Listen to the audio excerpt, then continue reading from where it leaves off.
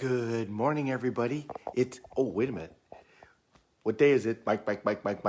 Hump day! I forgot that it was Wednesday. T's still sleeping. So, did y'all turn your heat on last night? I did. It got chilly, but it's supposed to be 80 here in a couple of days. So, we spent forever talking about language because it's so important. And I thought of two examples, actually three, that I don't think that I ever mentioned. Heath Ledger and Sir Anthony Hopkins. Both of these two created characters that they portrayed in movies for which they won Academy Awards. For Heath, it was posthumously won the Academy Award.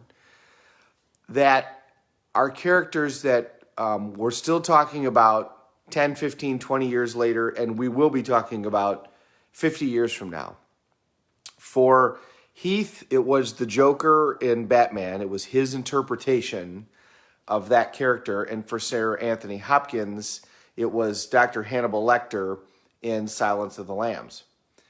For both of these men, they made a decision that they were going to do something special with this character.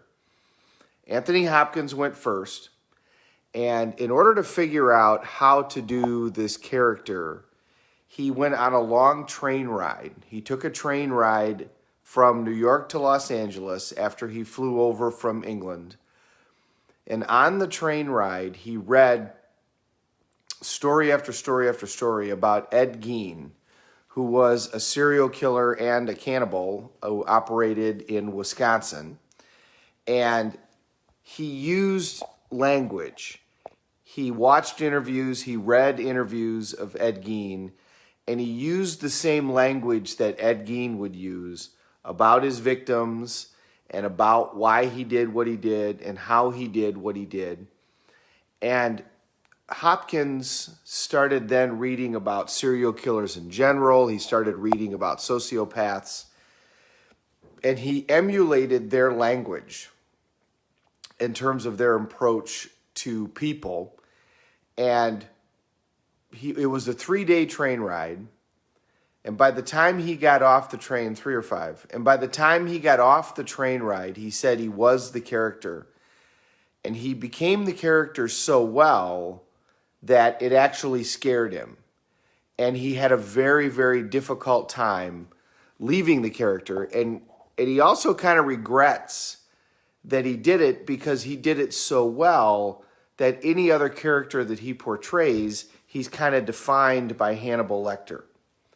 But he did it by using language. He matched the language of Ed Gein, and he became that person.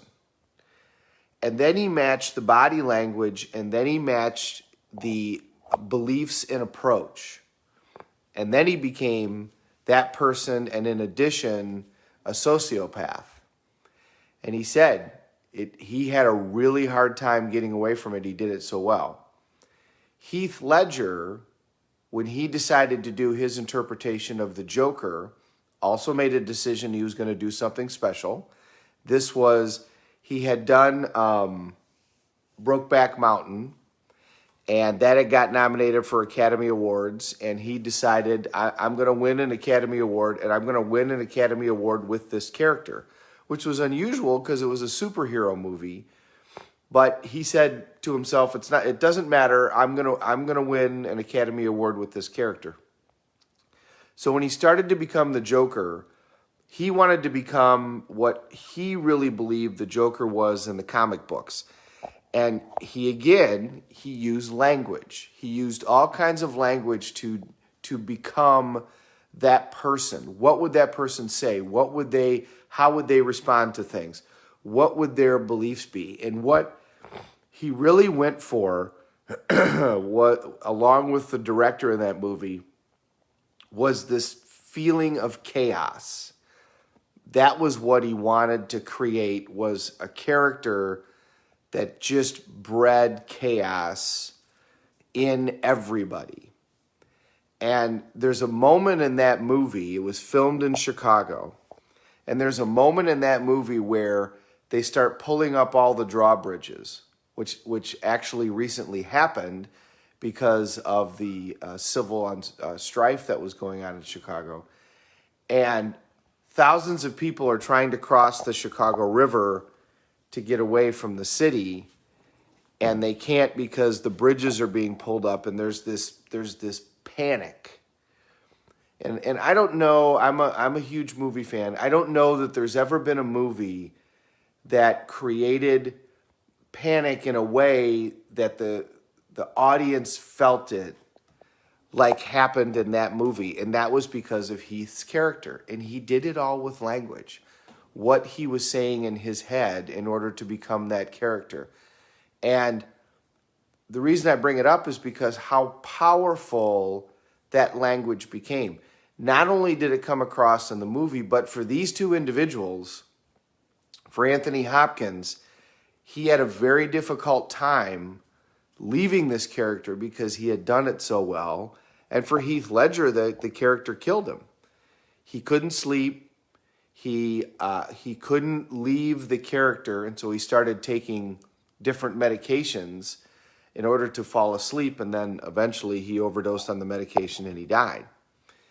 If you watch the movie on Elton John, and Elton was, of course, heavily involved in the making of that movie, in the beginning, there's a scene where a somewhat successful rock star says to him, you have to kill the person that you are in order to become the person that you want to be.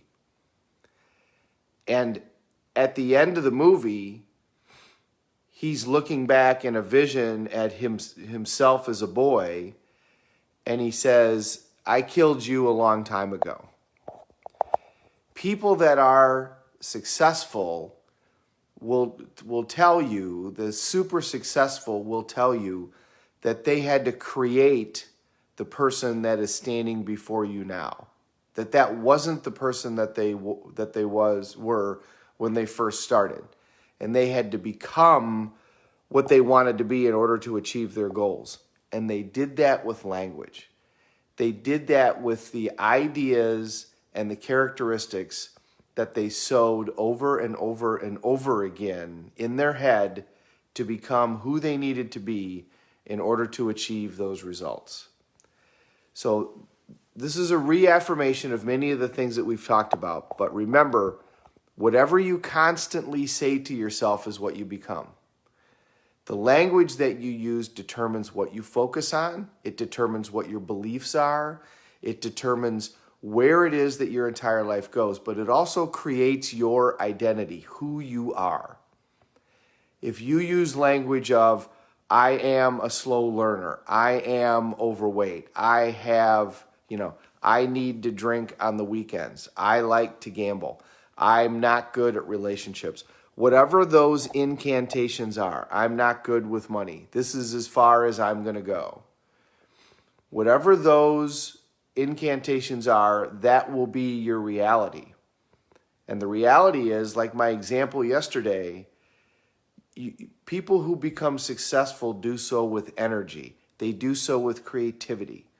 Rarely are they the fastest. Rarely are they the most talented. Michael Jordan wasn't the biggest. He wasn't the fastest. He wasn't the most talented. He was the most determined. And he wasn't successful right away. It took forever for him to be successful. But he did it with language. He initially said, I'm going to be the best. If you watch the first interview of him when he came to the Bulls, remember when he came to the Bulls, the semi-pro hockey team was drawing more fans than the Chicago Bulls were in the Chicago Stadium. And Michael Jordan said, I want to create a franchise that has a series of championships like Boston, like LA. I want to bring that to Chicago. He set out his intention from the beginning. And it took a while, but he kept figuring out what he wanted and found a way. And he did that with language. What do I have to do in order to create that type of dynasty? What has to happen? And he got there. He figured it out and he got there. First, he figured out how to make himself super successful, but that didn't make the team successful. And that wasn't good enough. He had to figure out how to make the team successful. And he did it with language. Pay attention to what your language is today. Don't sell yourself short. We all have the ability to accomplish whatever we want. Remember, if you have the desire, then you have the ability. So set your sights on what you want today. Make it a great day, everybody. Happy Wednesday. Thank you very much for watching. Let's take care of each other. We're all in this together.